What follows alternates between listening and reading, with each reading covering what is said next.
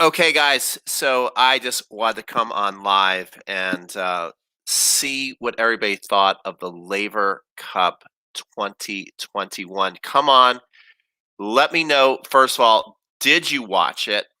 And if you did watch it, what did you think? And we know that the Laver Cup is a great idea, and it was. It's very, very popular, especially when Roger and Rafa are playing. But this year, uh, didn't have the same feeling. I'm going to be completely 100% transparent here because there was no Roger, because there was no Novak, because there's no Rafa. Uh, I didn't really watch much. I was interested in the event. I looked at a lot of the highlights online. I kept checking the score to see if it could get me more and more interested, and I just kept seeing 3-1 Team World, 5-1 Team World, 7-1 Team World, 9-1 Team World. It ended up being, no, sorry, I'm completely wrong. Team World, boy, they wish that. No, Team Europe. Team Europe. 14-1. 14-1 Team Europe just absolutely dominated Team World, embarrassed them. And does that mean anything? Especially for the longevity and the legitimacy of what they're trying to do. So this is an exhibition, but they're trying to make it like a prestigious event to where it really means something. You know, there's video and pictures of Team Europe in the locker room, pouring champagne all over each other, celebrating like crazy, like they just won, the NBA championship or something like that. And what they did is just basically beat up on a not very competitive Team World team. And so I think long term, if Federer and Nadal can play, but Federer's 40, Nadal has got major issues with his foot. You know, if they're playing year after year, that it doesn't even matter. If they were, because people would just love to watch them be on the court together. That's really what got people so interested in the Laver Cup. You're like, oh, look at these legends. They're playing on the same team. They're playing doubles together. Roger, Rafa, everybody loves it. Oh, they're coaching the young kids. Isn't this awesome? Oh, they're coaching each other. I just love it. You know, now without those two, you're not really that dynamic is gone for this year. Hopefully, for the sake of the event, it'll be back next year, and maybe even after they retire, they can figure out a way to get competitive enough to play and enter the doubles or something like that. But if long term this is going to survive, how do you keep this rivalry going between Team Europe and Team World, which right now seems to be pretty lopsided? It almost seems like the Harlem Globetrotters versus the Washington Bullets. It just seems like a show at this point that they're trying to act like no, no, no. This is an actual, real, serious competition here. But it's also fun, and we get to see the players interact, and that's cool. And we get to see them coach each other, and everybody loves that. And well, the Rocket Rod Laver's there. That's awesome. Roger flew out to be part of the event. All great stuff. The court looks really cool. But I want to know what you guys think. I see that we got a number of people on, but no one's commenting. What did you think of the event? And I think I'm going to say it right now. Nick Kyrgios, if he's playing great tennis, is fun. It's great to see him on Team World, but where his game is at, he doesn't deserve to be on Team World. He didn't win a match. Uh, he hasn't been competitive on the tour in a couple of years because of COVID, and because he's let his game go. So when he actually joins the tour, you can see that you can really now see that the people that have kept working, it's not even a fair fight at this point, because Kyrgios has a bunch of talent, but he's not working like the rest of them, and what he doesn't realize is that the game keeps moving. Okay, and right now, what Kyrgios, I hope there's a big wake up call. It's like, either retire now or take your game serious, because the game has moved past you, Nick Kyrgios, if you haven't noticed. He's barely won matches on the tour this year. Yeah, he did okay at Wimbledon, but that's a different surface altogether from everything else they're playing. And once they got on the hard court, it's not very competitive. Tsitsipas handled them really easy. So Jason Lane says, can Team World ever win this event? I think they are 0-4. Yeah, they're 0-4, but this was the most lopsided win, and it's already shown a big problem, and so right away, Team World, just I guess the way they've set up it geographically, is going to have a tough time competing right now with the talent that's going to be available on Team Europe.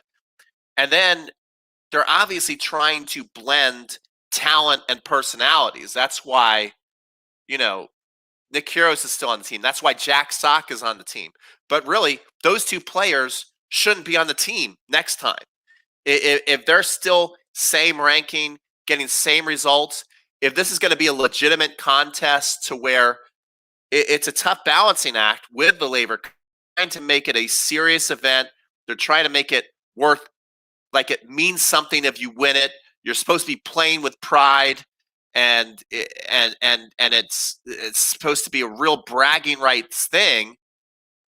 But right now, just like Jason Lane pointed out, it's becoming more of, well, it's fun to see these guys all hang out. I mean, let's just call it for what it is right now. The only thing it has right now is it's great exhibition matches. It's a lot of talent on the court. It's really fun to see them on the sideline cheering for each other. It's awesome to see Laver in the stands. It's great that Roger Federer, even though he didn't play this year, was there. These are all the things that I enjoyed off of, frankly, just watching a bunch of YouTube highlights, because since it wasn't really a competition, I tried to get the feelings of getting really, really interested, but I just couldn't do it. I couldn't go, well, I'm going to portion out this section of my day because I got to watch this, because there was nothing to me, and I'm a huge tennis fan, worth penciling out 3 or 4 hours of my day to watch these matches, because they didn't mean anything, and it just became a runaway train. And 14-1 is an embarrassment. Like, something needs to change. Derek says the 3-day weekend format is great, so he loves it. So Derek, even though, keep commenting, guys. Let me know what I'm missing. So even though it wasn't really close this year, is that not a big deal? I mean, there's still lots of great tennis. There's still lots of great points. I think another very, very positive thing about the Laver Cup that I wish we could figure out a way to do more of. It's really hard at Grand Slams when you got 3 out of 5 set events. I mean, of course, these singles players, they can't. The game's getting more and more physical too, so you can't blame these stars who have a legitimate chance of winning a Grand Slam, and that's their dream, to then be expected to play doubles, okay, too. But it's really, really cool to see like Tsitsipas playing with Rublev. That is really, really neat to see, and it's fun to watch Rublev just absolutely crush passing shots down the alley with that forehand, that inside-in forehand that is absolutely devastating. That's a lot of fun to see the greatest players in the world team up and play doubles together. So that's another really, really positive thing about the Laver Cup. But what I'm worried about is, like, the concept is great. Okay, let's get the best players in the world. Let's get them playing for the Laver Cup, the biggest living legend out there. Roger Federer is part of the event. He'll be part of the event for a long time, whether he's playing or just supporting the event, making appearances. So it's got a lot of things that are super special that you'd hate to see it be just diminished and overshadowed by the non-competitiveness of the results. I mean, 14-1, is it really genuine that the players are then in the locker room taking the champagne and putting it all over each other because they're super excited? They just absolutely demolished the other team 14-1. is it really, really that exciting? Is it really, really that important? Is it like winning an NBA championship? Is it anything like what winning what a Davis Cup used to be like, where they'd have to go and play and beat country by country by country and get to the finals and win?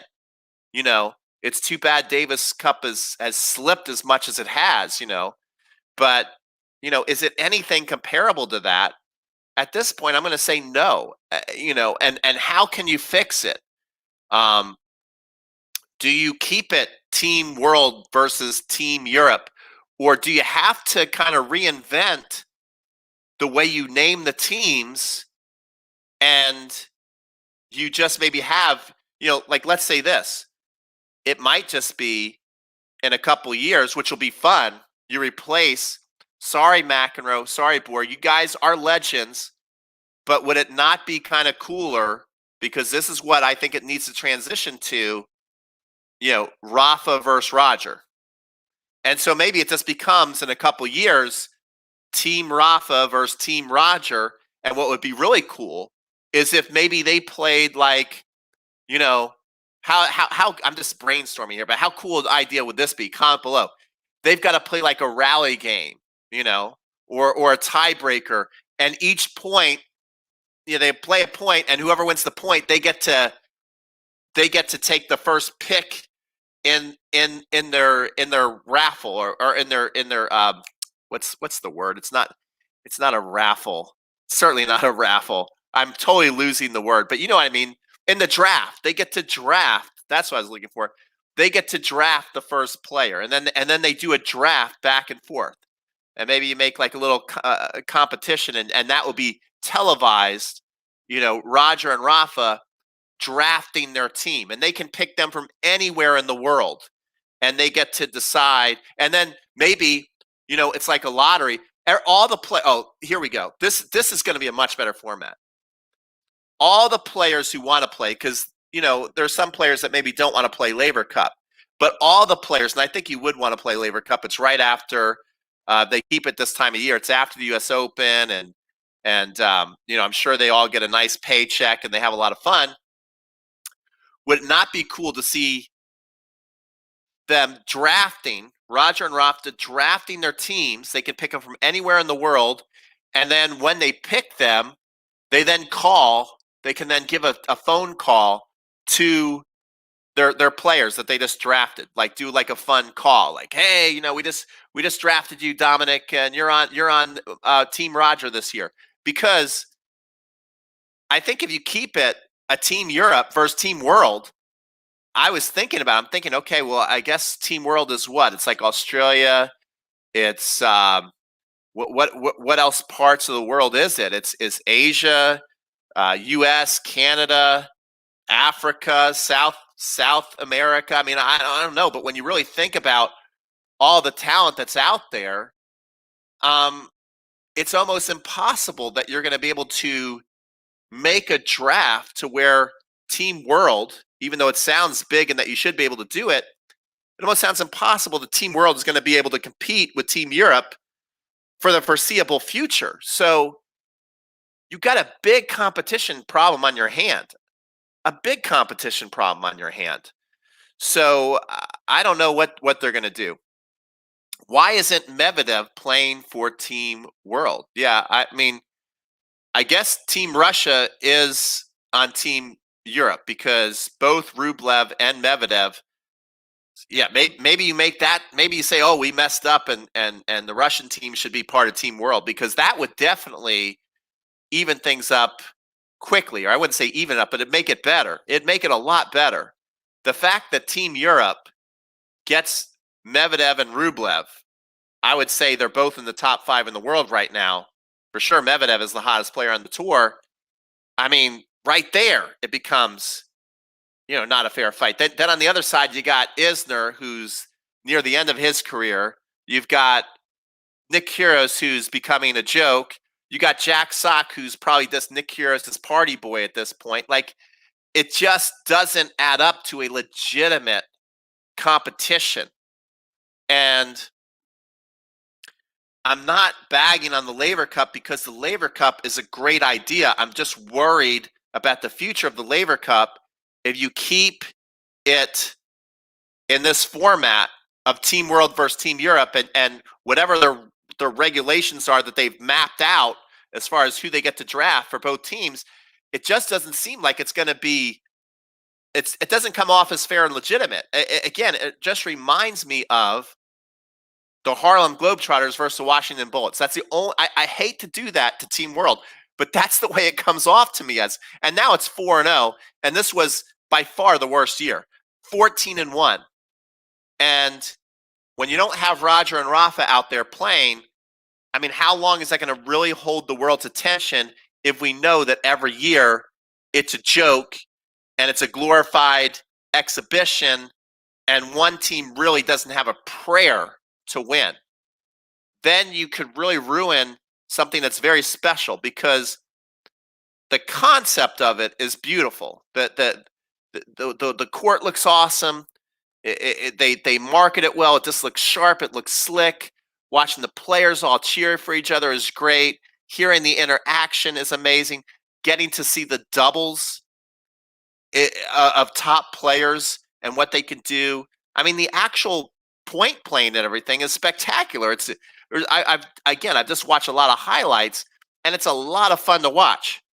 But me as a tennis fan, all I could do is kind of like keep my eye on it and watch highlights, because I never felt like this is real. That's just the way I felt. Like this isn't really real. It's not a real competition. It doesn't really mean anything, and it's not even close. And looking at the lineups, you don't have to be a tennis expert to figure out it ain't going to be that close. It's not going to be close. It's just not a fair fight between these players. So that's why I think that they need to, maybe that it hasn't gone on that long, they need to make an adjustment, and they need to start naming them after the legends and forget about the geography of the whole thing. That's what I think. Let me know what you guys think here. Let's see. An embarrassment for the women. Sure, they could do it. What? I don't get it. Do you think they could come up with something like this event for the women? Well, I will say this. Now there's not enough women's stars yet, but it's starting to happen. If Coco Gauff can keep winning, if Emma can keep winning, if Layla can keep winning, Sakari, like now they're starting to get some real star power on the women's side. And if they can keep that going, they can maybe do something like a Laver's Cup for the women. But I don't know. It's hard to say. But I mean, this was all kickstarted by Roger and Rafa, and that's just. I mean, they have proven themselves for 20 years plus. They're living legends, and so when that became part of Laver Cup, that became a no-brainer. That became an absolute no-brainer to tune into, and that really kickstarted, made it an instant success. If this year were the first year of Laver Cup, I don't think there'd be a Laver Cup 2. Let me know what you guys think. If this was the first year of Laver Cup, would Laver Cup survive after this year? I just don't know that. I mean, because it just wasn't a serious competition. It's a really cool idea. It's a really cool event. But I think long term, you're going to have to make it to where every year you don't know who's playing. Like if you're just thinking, well, Nick Kyrgios just gets to play in the Laver Cup for the next 3 or 4 years, however long he plays, you're going to start losing interest. Not because Nick's a super interesting guy, but if he's not competitive at all, you're not going to want to tune in to watch what he's going to do, because you know what he's going to do. Jack Sock, I'm sorry, John Isner. I mean, they're going to have to start making it. The people understand, like, look, you're part of Laver Cup this year, but there is zero guarantee you're coming back next year. And we're not married to the idea of Team Europe versus Team World. I think Team Europe versus Team World, it's the only mistake. See, that's the cool thing about Laver Cup. It's the only mistake they made, is that they came up with Team Europe versus Team World. They should have just named it Two Legends and do a draft every year. And that way it changes. Because I just don't think it can survive with just an absolute beatdown every year. And how is that going to change? Isner and Opelka had a at times knockout serves. Yeah, they have knockout serves. That's great, but also the surface is slow, so they're going to have a tough time really playing their best tennis. You could have had Nishikori on the world team. Yeah, that would be good. Even Lloyd Harris would be better for Team World. I agree. I think you are thinking that they should do something like the NBA All-Stars. Yes, something like that. But even that's East Coast versus West Coast. What I'm saying is, I think to make this successful, you have got to take the geography out of it, because or you just got to split it up to where it's somehow always going to be even the way you separate the geography. But I think that's tough to do, because it seems like for certain decades there's certain parts of the world that just seem to be super hot with tennis. The United States used to be dominating at one point men's tennis. Well, we know those days are long gone, and so the Australians used to dominate men's tennis. So it switches, and I think what will make the Laver Cup great is year after year, if you feel like it's going to be close, like it's going to go down to the wire, and it's going to be a super close, tight event, because even without it being close, people still like the Laver Cup. So even without it being a close competition, there's enough there to where enough people like the event and get super excited about it. But if you could figure out a way to where every year you're like, oh, damn, like who's going to be on Team Rafa and Team Roger this year?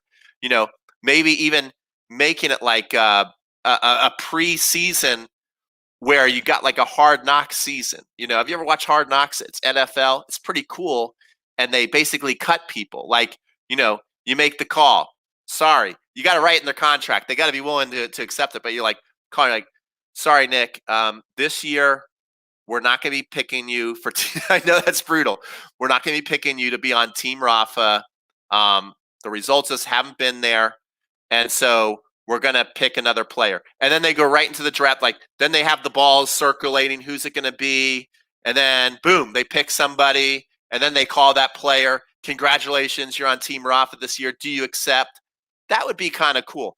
Then you would have a more competition. Let's see. Sorry, I will watch it later. I can't now. Best regards to everyone. Yeah. Okay, Caesar. No problem. So that's basically it. I just wanted to come on, give my 2 cents on the Laver Cup. Overall, Rod Laver, biggest legend ever. Roger Federer is part of the event. Amazing. It started out super awesome when you had Roger, Rafa, and then Novak played in it as well. And it's great to see those guys interact, where they're coaching each other and they're coaching the next gen. That's super special. And even this year, to see a lot of the point play was amazing. To see the doubles highlights was really fun. To see them all cheering for each other, love it. It's got a great energy and vibe to it. It needs to survive. And you heard it here. I was the one, if you don't know. That's why you should like this video, share it with your friends.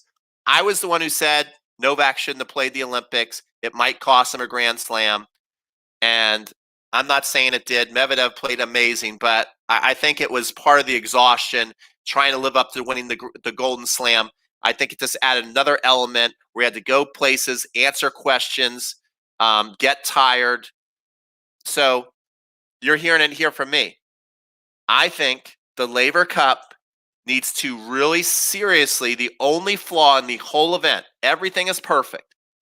The only flaw in the entire event is Team World versus Team Europe. If you look, how are the results ever going to change in the next 5 years?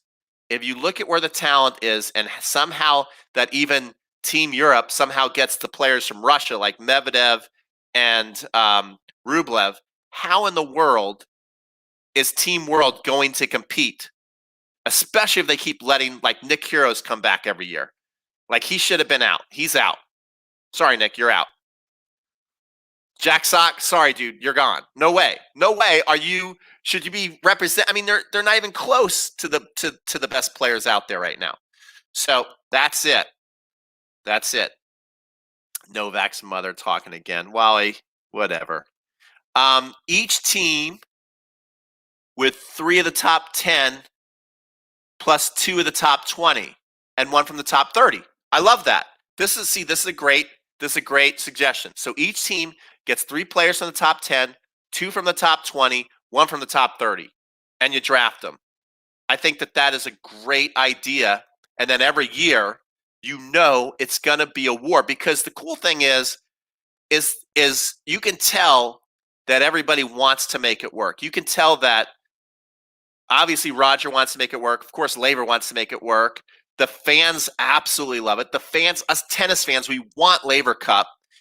And the players want to be part of it. They love it. They want it to feel special to win. They don't want it to feel fake every year to win. I mean, it's going to be hard, on year, it's already the 4th year, but on year 6, 7, 8 to be pumping out the champagne, oh, we beat Team World again. Can you believe it? It's going to be tough for them to act like it means something. I believe it's probably already getting tough for them to put on the act holy cow, I can't believe we pulled it off again. I think it's probably becoming a little bit of an act for Team Europe. They absolutely know that they're going to destroy them. So, yeah, I that's my suggestion. Let's see here. Definitely a big moneymaker. Yeah, absolutely is this event a big moneymaker. Sock would be a good for world doubles. Yeah, that's true. But I still think there's better players, more deserving. I think that this should be, for the players, a very, very special privilege that is earned, not just given. And every year, just like you're trying to work towards the end of the year championship and be part of, the elite. Are there 8 or 10 players? I think they might have 10 players now. But, the end of the year championships, you're fighting all year to try and be part of that elite group. I think it'd be cool if you could make the Laver Cup feel like that too, where every year, just because you got to get in this year and it was fun, your spot's not guaranteed next year, and you got to work to be on that team. And if your ranking's not there, if your results are not there, you are not going to be part of Team World or Team Europe or Team Rafa or Team Roger or Team Novak. It ain't going to happen. Tennis ranking, even versus odd, all players in the top 30. Well, you're not going to get all players in the top 30. They're not going to get that many players. I mean, I think it can get too overwhelming too. I think the size of the team and how many matches they have, I think is perfect. I think everything is perfect. I think how many matches they play in the 3 days is perfect. I think everything about it is perfect. The only thing not perfect is geographically they have screwed themselves. I'm just going to say it like that.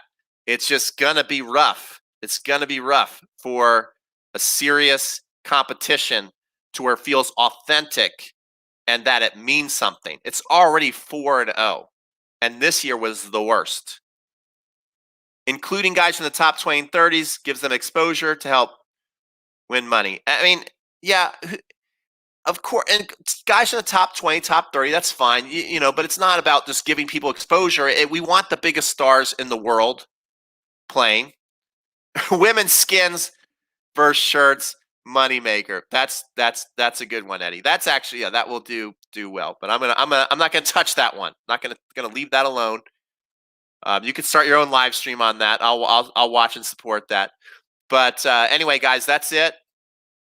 That's my thought on the Laver Cup. You heard it here first. It's a great event. They need to rethink Team Europe versus Team World. It is going to be a long-term disaster if they don't change it, because just go look at the players and start to ask yourself, how is the result ever going to change? And are you still going to be tuning in? You might say, I love Laver Cup now, but are you still going to be tuning in on year 7, 8, 9, 10 if you know Team Europe will literally win 10 years in a row? Is it that great an event? And Roger and Rafa are not playing. Novak's not playing. are you still just as excited? Be 100% honest with yourself. And I think the answer is no. But I think if you have the best players in the world, you have Roger and Rafa captaining. Goodbye, Bjorn. Goodbye, John. Or you guys can stay and be assistant coaches. But Roger and Rafa take the helm as captains. They do a draft. They pick the best players in the world. And it could be from any place in the world. And then you've got a serious competition, and all that kind of stuff. That's what I say. I like the idea, but come on. What's the point of it's like that? Yeah, it's lopsided every time, right?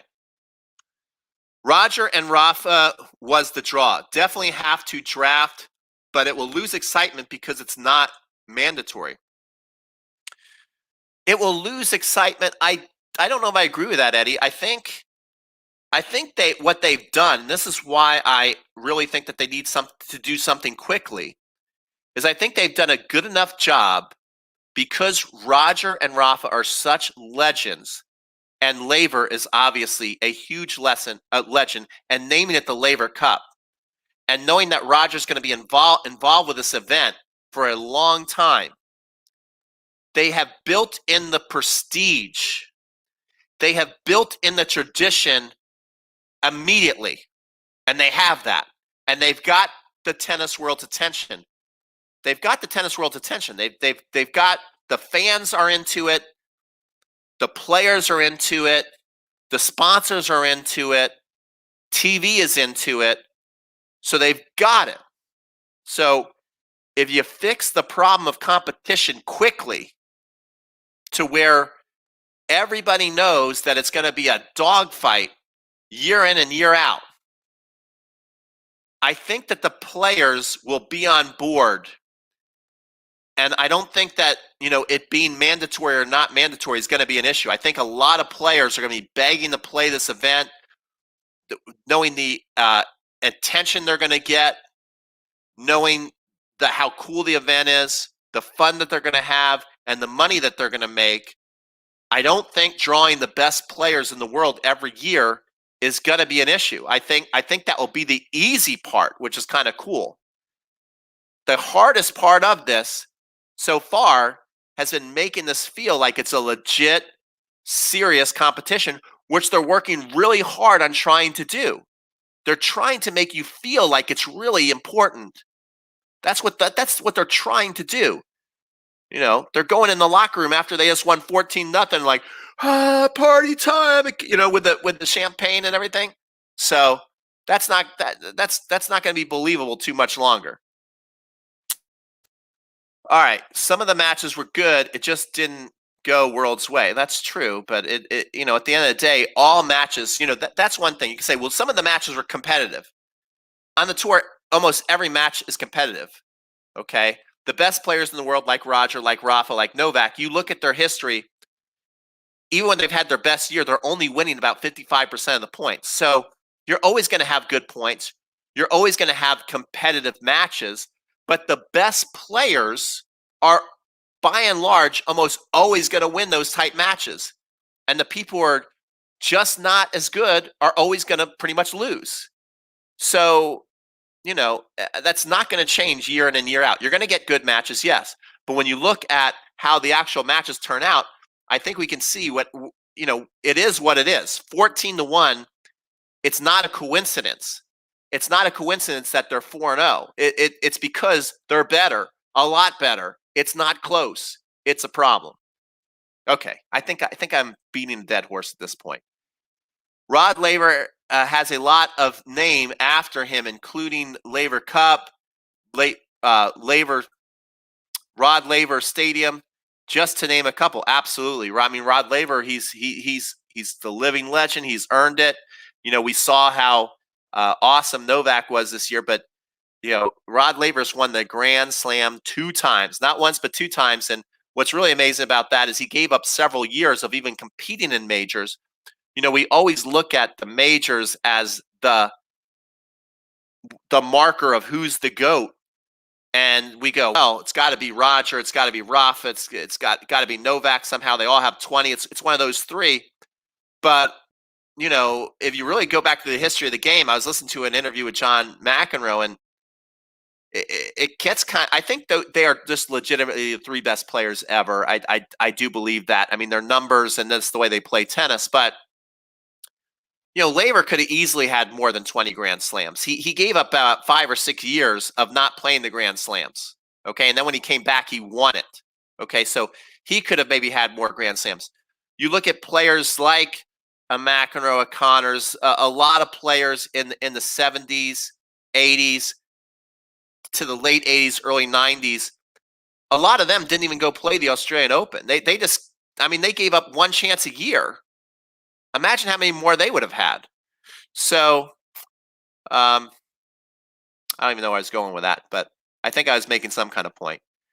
Okay, Laver Cup 2021 is a perfect example of separating the best from just being good. They all have very close matches, but Team Europe almost always comes out on top. Mental toughness, absolutely. Floyd, very good point. What do you think of ticket price? I was going to go there, but the prices were ridiculous for 8 matches. What were the prices? I don't know. I think again, those prices were sold easily because people probably thought Roger and Rafa were going to play. That's when they were being sold, and the excitement of being able to come back and watch big time tennis after COVID. Those are the 2 reasons why they sold. I do think, and I think Laver Cup is fine for the next couple of years, but I do think, if something doesn't change and Roger and Rafa are not there, you're going to have tough time selling outrageous ticket prices if you know that it's not going to be close. So, yeah, again, another reason why they have to really rethink. Lower bowl was like $500 a day. Yeah, that's super expensive. That's crazy. So, yes, everybody, that's it. Thanks so much for watching. Like, comment, share. Let me know what you think. Is the Laver Cup 100% fine? Doesn't need any adjustment? Or are there more problems than I'm seeing? Really, the only problem I see is the competition. Everything else, in my mind, perfect. Love it. I think it can survive without Roger and Rafa playing, especially if they captain. I think they're going to have to captain to keep the people excited. I do think that they're going to have to step up and realize that they've got to be the captains. They've got to be the coaches if they're going to walk away from the game, which is inevitable to happen soon. And they got to have a draft. That's it. I'll see you guys later. Thanks for watching.